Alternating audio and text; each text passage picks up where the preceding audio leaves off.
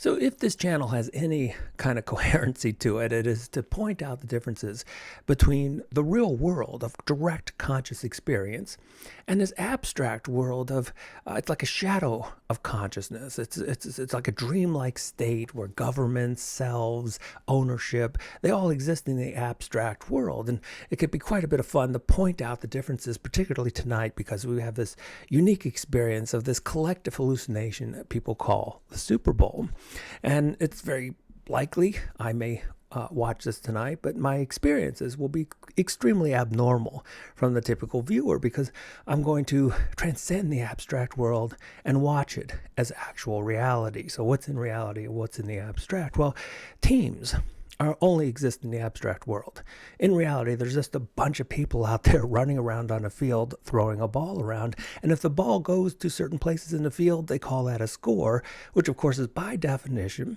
And as scores accumulate, it's totally dependent on memory. And of course, we've got technology which makes these memories seem more real. But in the now, no team is ever winning or losing. And again, if one team gets up the most points, it wins. But we could play around with this too, because that's just another thought definition. What if we exchanged it for the rules of golf and suddenly the lowest score wins? And so we could put a tremendous amount of emotion behind it, but all of these emotions are dependent on these thought illusions. And I'm not at all being critical. I think the Cars had something I'm going to play with in terms of lyrics. And, if the illusion seems real, let it take you for a ride.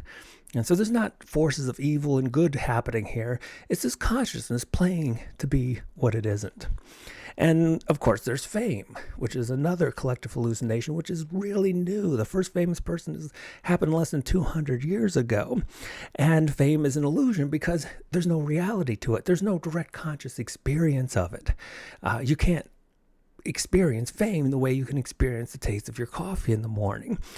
One is famous if they have a thought of themselves in the minds of others.